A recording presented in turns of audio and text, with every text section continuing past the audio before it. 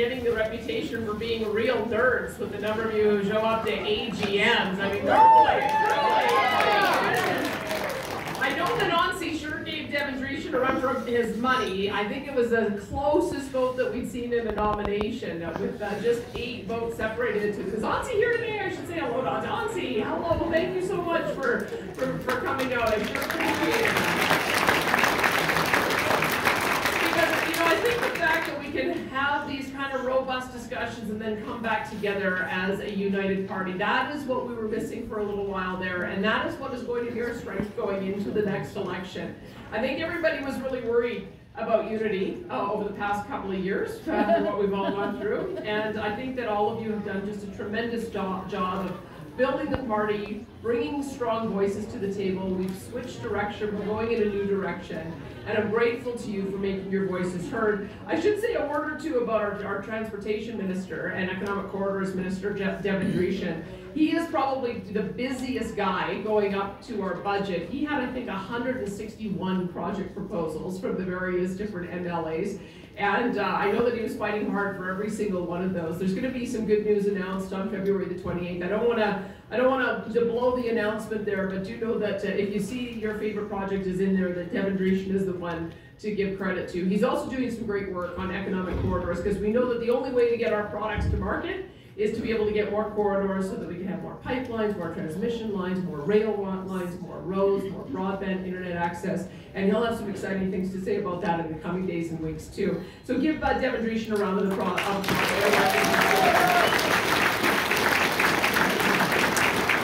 I'm also here to give just a huge thank you to this constituency, because my goodness, not only are you able and excited to come out to AGMs, but you are also able and excited to raise money. There were $250,000 in this account, and as you know, you only need $50,000 to run an election campaign, because we've got rules in place. And so this constituency and Devin are very generously giving $150,000 to 15 constituencies, so that $10,000 can go to each one of them, and we'll be able to bring them over to the finish line. So this, my heartfelt thank you to all of you for being that generous. And I think there's another fundraiser coming up, yes? Bragging rights on having the biggest constituency bank account. So I think he's got another big fundraiser coming up. Maybe we'll be able to squeeze a little bit more out of him. I wish there were more like him in our caucus, honestly, because I think that that's exactly what it's all about, being able to bring out people, get on the doors, and I'm really pleased to see that there's this new attitude that has seized rural Alberta. I think now that we feel strong and confident in a lot of our ridings in rural Alberta, I'm hearing more and more, what can we do to send people in to help in the donut around Edmonton and in some of those core constituencies in Calgary. And so if you have a chance to be able to come down and do an afternoon or an evening's worth of door knocking, every little bit is going to help, because it is a tough race in Calgary. I don't know, they used to think of themselves as being pretty conservative in Calgary, but they're pretty progressive down there. If you look at some of the polls, I think we're kind of neck and neck with the NDP. We've got 22 out of those 26 ridings down there, and a few of them are pretty solid. I think they'd have a hard time taking them away from us, but we've got to fight for every single vote in every one of those other ridings, and so what you can do to help is going to make all the difference for us. But I think we're already making some great progress with our caucus, because when we came together in Sylvan Lake for our caucus meeting, Devin and his staff were kind enough to host us here. It was in my caucus who identified our 4 priorities: jobs, economy, affordability, healthcare, and standing up to Ottawa. Now, let me tell you where we have a huge advantage over Rachel Notley on jobs and the economy. We create them, they lose them. When they were in power for 4 years, truly, they had 183,000 jobs lost. They had 6 consecutive quarters of people leaving our province. Their energy minister said, well, you know, if you can't find a job in Alberta, why not go hang out in BC for a while until things improve here? That was their job creation strategy. They raised taxes 97 times, including raising the corporate income tax, raising all of the personal income tax at each of the different levels. Also bringing through the biggest tax increase we've seen in our history, the carbon tax, which now Justin Trudeau will not let us get rid of. Exactly, and there's so much more. Is it any wonder people and investment and jobs were fleeing this province? People remember that. Rachel Notley wants you to forget it, but we're not going to let you forget it. I'll tell you what our record is, though. We have seen over 200,000 jobs created in the last couple of years, 20,000 this past month alone. We've seen record investment in venture capital. It was as low as 24 million. It's now over 700 million a year and growing. So we're diversifying our economy. Exactly. Our energy companies, they're getting excited again. $22 billion worth of investment that they've announced. Our drilling rig count is going up again. We're even getting into biodiesel. Imperial Oil announced a major new biodiesel refinery that they're going to be putting into operation within the next couple of years. So everything is ticking on all cylinders here, and we cannot let that stop. That is going to be our single biggest point of differentiation with the NDP. But also there's affordability. If you look at what happens when we do really well from an oil and gas point of view, because the prices are higher, we get a lot of revenues, but there's also a lot of pain that happens, especially for our most vulnerable. So it's why we made sure that we indexed all of those benefit programs. We're giving $100 per person for our seniors, as well as for children, as well as those who are on those benefit programs, to help with all the extra costs of life. The fact that we've got carbon taxes that are driving up absolutely the cost of everything. It's increasing the cost of goods, it's increasing the cost of groceries, it's increasing the cost of gasoline at the pump. So we've decided to give people some affordability payments to be able to help defray that, plus also take the fuel tax off of our gasoline and diesel. I know it doesn't feel like it when you go fill up, because it is still a bit of a pinch, but I can tell you we're a heck of a lot better than where they are in British Columbia. Our average price is about $1.25. Theirs is $1.75. So can you imagine paying 50 cents more for every single liter of gasoline or diesel that you fill up? That's the experience that they're having in the rest of the country. We're going to make sure that we keep the lowest gas prices. We've got electricity and natural gas programs in place to try to keep those costs down. We've got a lot more work to do on that. For those of you who have students in school, we've announced that when kids graduate from school, they have an extra 6 months so they can have a full year before they have to start paying it back, lower interest rates, and we're going to make sure that we keep tuition increasing at only 2% per year. So we've got something. When we hear of issues that are impacting and creating a pinch on our most vulnerable and lowest income citizens, we're going to keep on doing work to make sure that we defray that cost. Because we're compassionate conservatives, right?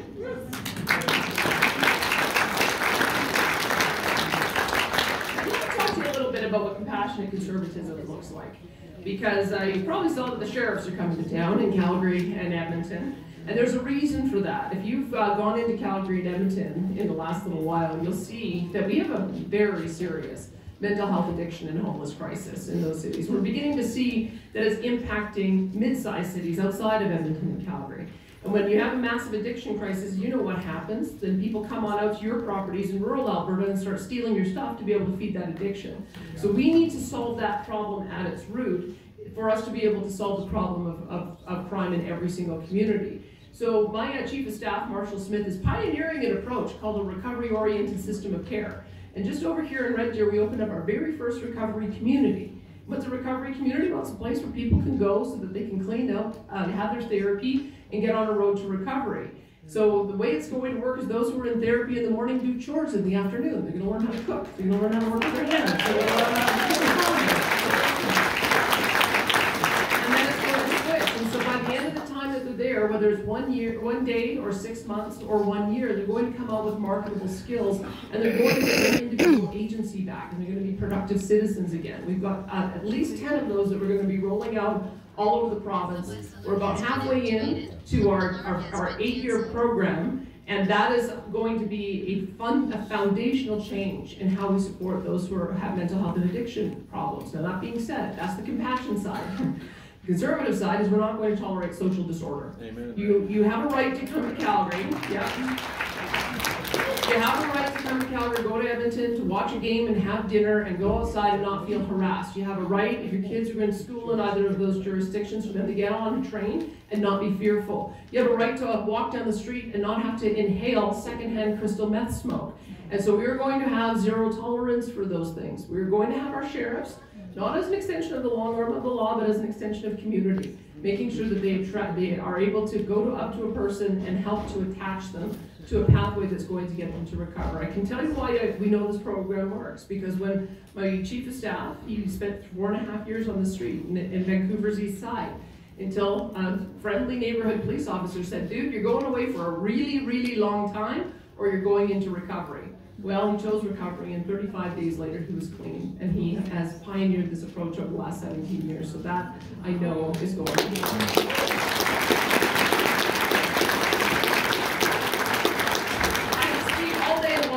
Healthcare, but I'll maybe hold off some of that until next week, because we've got a 90-day report coming out. You may recall it's actually only been 90 days that we decided to dismiss the entire board of Alberta Health Services.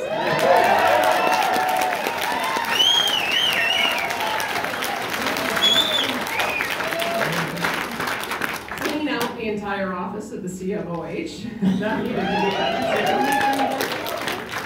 Get a whole lot better advice, but most importantly, so that we can get a whole lot better performance. Remember, everything that we experienced over the last 2.5 years was because of the bad advice that we got from the medical professionals, telling us if we didn't do these measures that we'd have to face a healthcare system in collapse, we'd have to shut down our hospitals. Well, that's not acceptable. To me, that's a management problem. And you don't end up punishing citizens because you've got a management problem, you change the management. Yeah. You do.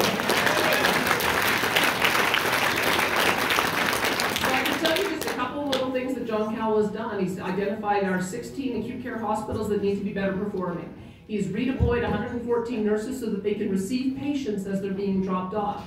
He has told them, we have a target for our ambulances. Keep them in their home community, because if you have an ambulance from here, it gets drawn into Calgary or Edmonton, they never get back home the rest of the day, right? And also, when somebody gets dropped off, because they have to be brought into town for a stroke or a heart attack, make sure that they are not sitting at the intake for 8 hours for their entire shift. Make sure they can drop the patient and get back out again. And I can give you one example that I've heard so far, and there'll be more stats next week. But last year in January, the thing that we look at is code reds. That's when there are no ambulances available. And last January, there were 1,000 instances where there wasn't an ambulance available. And that represented about 40 hours where we were completely uncovered. We looked at the stats for this January. We've gone from 1,000 incidents of code red down to 80. Wow. 80. So inflation normally tells you you can't fix the healthcare system unless you put billions and billions and billions and billions more into hiring more managers. I would just say, no, that's not the case. You can empower the front line, listen to the front line, change the way you do your service delivery, and get so much better results. And so that's what we're going to do on healthcare, I can tell you that. All right, standing up to Ottawa. So you remember when we were putting through the Alberta Sovereignty within the United Canada Act? And there was all this gnashing of teeth, and oh my goodness, there was a meltdown in the Eastern media, and they couldn't believe it. And then guess what happened? Justin Trudeau said he was going to bring in the just transition and clean electricity regs and an aggressive emissions cap. And now everybody's saying to me, when are you going to use that Alberta Sovereignty Act? So I think people now understand what it is that we were facing with Ottawa. So they came through with just transition legislation, announcing it in the new year. And everybody knows what that means. The left certainly knows what it means. They use those words on purpose, because the left uses that language to talk about completely phasing out our fossil fuel industry and completely phasing out all the jobs associated with it. They wanted to do a dog whistle to the left, to say, look at us, we're going after this industry. And we said, absolutely not. No way. Right. We pushed back against them. And here's what happened. They changed the name of their legislation. They're now calling it the Sustainable Jobs legislation. Yeah, you guys aren't fooled, are you? But you know the most glaring thing that is missing from it? They did say something about carbon tech and carbon capture. I'm glad to hear that. They talked about hydrogen. I'm glad to hear that, because those are things that we're going to do as well. But they didn't say one word about LNG export. And LNG export, as we know, is going to be the single most important thing, not only to keep our economy going, but also to reduce emissions around the world. Our clean natural gas can reduce coal and wood and other more polluting fuels. And the fact that they didn't even mention it at all suggests to me that we still have a big fight ahead of us. Because you know what they did mention 15 times? Their Energy Reduction Act, or their Energy Reduction Program. And remember, you heard the first, the pillar of that was when they were talking about reducing fertilizer emissions 30% by 2030. And then they followed up by saying they wanted to reduce oil and natural gas emissions 42% by 2030. You and I both know, we know what this is about. If you try to do that kind of emissions reduction that quickly, without the technology being available to do it, it's essentially a production cap. it means we produce less food or we produce less oil and natural gas. We can't stand for it. So what I have said to the Prime Minister is, sure, let's work together on trying to find some investment tax credits to be able to stimulate investment in carbon tech and hydrogen. Let's work together on trying to get LNG export. But it's a hard line for us. We are not phasing out this industry, and if they continue to persist with emissions reduction targets that we know are de facto production cap, we know that we have got the Constitution behind us because our ability to determine how much we produce is guaranteed under Section 92A of the Constitution, and we will fight them with everything we've got, I promise you that.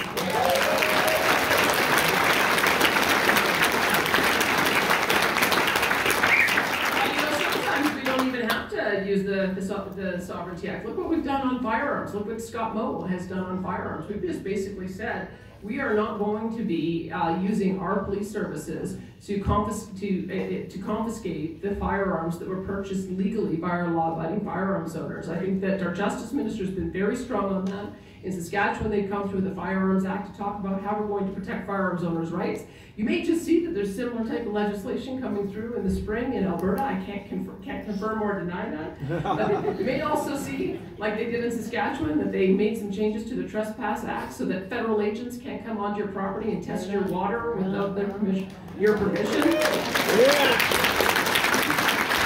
Cannot confirm or deny that you may see some legislation similar to that coming through in the spring in Alberta as well. But do know that this is what I mean, when we intend to stand up for your rights and to stand up for the Constitution, we will use every tool in our toolbox to do it. So let me just begin. So look guys, I know it's been a hard couple of years, but the thing that I like to see, everyone always asks me about polling every time I go on the radio program because it wasn't looking very good for us for a little while. The last one's been a little bit better. So that it's trending in the right direction. But one thing that I hadn't seen in the time that I started being leader was something that I saw earlier this week on the Ryan Jesperson show. So some of you know Ryan Jesperson. He's a little more of a left-wing pundit up in Edmonton. He did a show called Has Rachel Notley Already Lost the Election? And he had on a couple of left-wing commentators saying she's running an uninspiring campaign.